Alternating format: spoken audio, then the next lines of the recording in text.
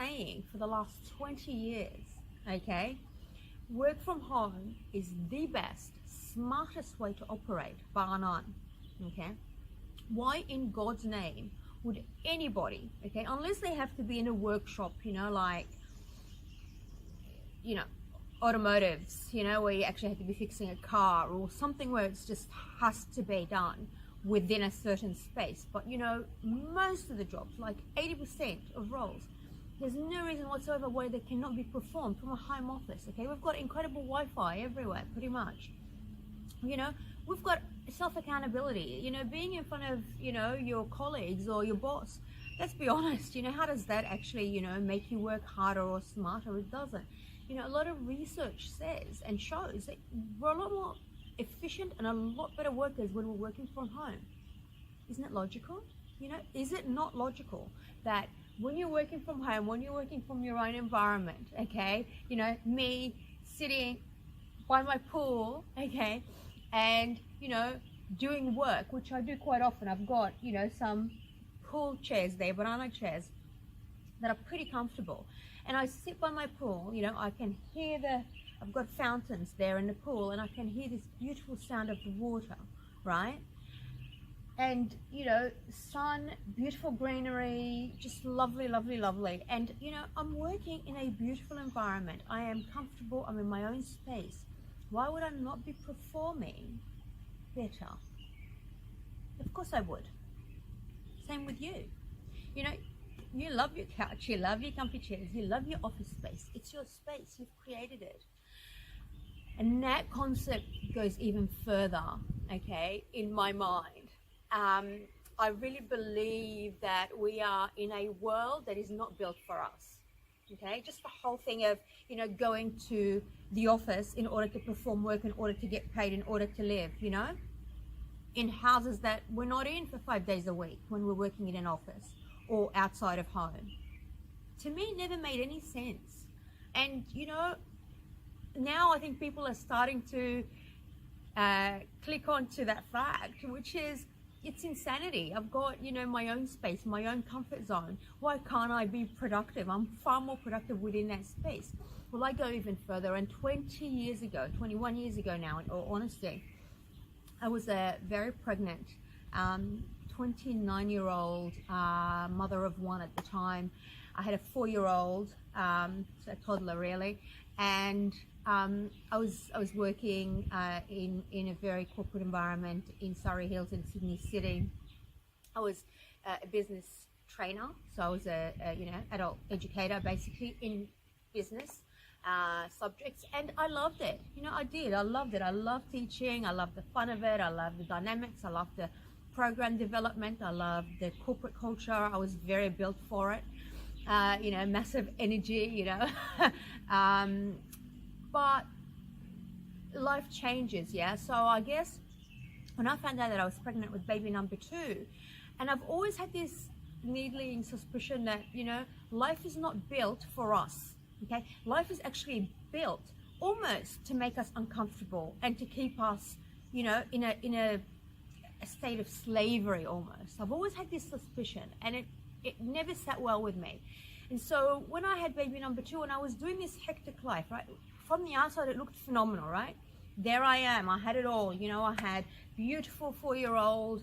I had an amazing career. My employer adored me. They would, go to the ends of the earth to make me comfortable. I could work some days from home if I really wanted to, etc., etc. But it wasn't enough. It wasn't built for me. I was still living this hectic life, and I still wasn't earning enough to feel really comfortable and secure in my, in my needs. And then I had, I found out I was pregnant with baby number 2, and, there I am wobbling, right? Like really prego, right? Wobbling and, teaching adults that are, not the easiest to teach, to be honest. They're probably the most difficult, I think kindy is a lot easier. But, so I was like, how am I going to do this? How am I going to have 2 little babies, pretty much, and, commute to, the city every day? Massive commute. It was 3 hours a day for me just in commuting, right? Just in wasted time. And, how am I going to be able to keep it all together and spend my weekends recovering? Because, it's intense, yeah? the work was quite intense. I loved it, but it was intense. There was a lot of performance-based, you know, what we call KPIs, you know, key performance indicators, and it was pretty high level. So how am I going to achieve this?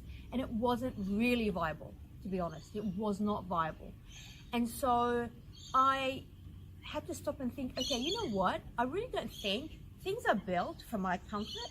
So I'm going to have to sort this out. And I went on this crazy search to try and find something that would fit in with me. And I looked at opportunities out there, and I looked at all the, you know, online stores and, you know, those eBay and, you know, what's equivalent to the Amazon craze right now. It's all absolute bullshit. Let me tell you, you need to really look and think deeply, right? I was like, this is just garbage. Like I'm you know, if I was going to be online as a retailer of any kind, of anything, let's be honest, I'm competing with China and India, right? Who, you know, produce the items themselves at like, you know, 2% of our cost. Like, it's not going to happen, right? And people find this out. It takes them 3 years of doing online retailing or doing some kind of, you know, whiz-banging kind of business, and they fall over, and they, you know, it clicks on that, hey, we're not really in a competitive position for that. All right. So what does that mean? Where does that leave me? All right, I went, okay, let's go traditional business. Let's look for traditional business. And I looked around, and I looked at childcare centers, which is a very lucrative business. And, you know, it sounded fantastic. I'd had my kids there, blah, blah, blah, almost bought one. And then I stopped and I went, hold on, what is it that I'm trying to achieve? Again, you have to go back. So, you know, I would have been working 60 hours a week as the owner of a childcare center. Is that what I really want? It's not about money. It's about more than money. So one of the realizations was, how do I design my life, okay, to suit me? And, you know, what I came back with is, I want a business that I can do from home or anywhere in the world, because, you know, I'm an avid traveler. I love travel. I love the foreign experience. And, you know, two, I want a business that, you know, that would be having very low overhead, so it's not a risk. So I can switch it off if I'm going to have another baby, for example. I can switch it off if I need to, you know, look after a family member who's unwell. I can, without it draining my resources, without it hurting me and costing me. It's very important that it's low overhead, low risk. I wanted a business that had no marketing costs, because marketing is what really kills your business. Let's be honest. That's that marketing budget. Okay, that's 30% of your profit margin in any business. It's horrendous. So where do you find a business that has no overheads? I looked high and low, and you know, wanted something that would resonate with me, because I didn't want to just, you know, sell doodads and garbage to people and, you know, feel like I'm really doing people a disservice just to get money. It's like, yeah, take this piece of thing, take this piece of shit, right? And just give me money. I didn't want that kind of transaction that was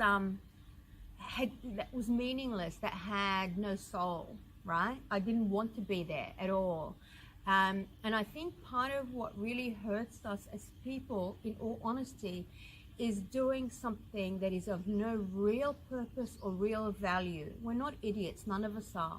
You know, we sense it when we are doing stuff just to earn that living, just to put that bread on the table. And that long term, that lack of integrity hurts us. I really believe so. I think the most important thing above money is having a purpose that resonates with your own values. And my values were and always will be about enriching other people. It's very important for me. Two things, you know, the concept of liberty, okay, and personal sovereignty, which is I am free. I am not a slave. I am a free human being. And, you know, I've got a right to express myself and be true to myself. That's very important to me. And the other one is, you know, not only do I want to get there, I want others to be liberated and free and happy. I want to serve in that way, you know. Very tall order. And the bottom line is, I banking funds or, you know, the sister states, there's like, you know, nearly $24 billion in Australia alone, you know, coming close to 80, 90 billion worldwide. It's just a monstrous industry, money-wise, like the amount of money that's in there. And I felt really good about taking the money that's owed to someone and giving it right back to them, because our system, again, is not set up to serve the individual. It's not set up to help you. You know, if something is you know, if you owe, with all due respect, if you owe the government money, they will find you. If they owe you money, somehow it just, you know, evaporates.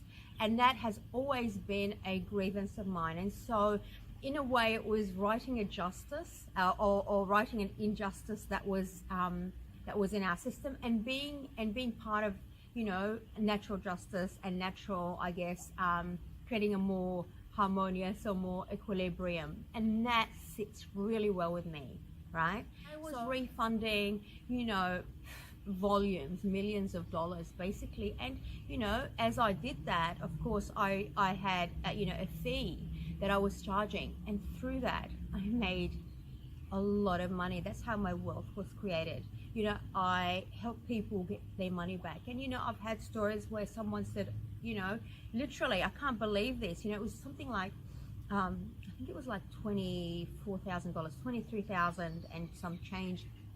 And, you know, I refunded it to this lady, this client of mine, that was, you know, a client of my agency. And, you know, she said to me, you know, I can't believe you did this. I can't believe this money's, you know, been sitting there for all these years. I desperately needed this. I desperately needed this. You know, there was, you know, a personal circumstance and she needed this money desperately, and it came at the right time. And, you know, when that happens, when you are part of that kind of transaction, it changes you forever. And when you do that day in, day out, you become, I guess, a happier person at a very deep level. And, you know, that is really what we're about.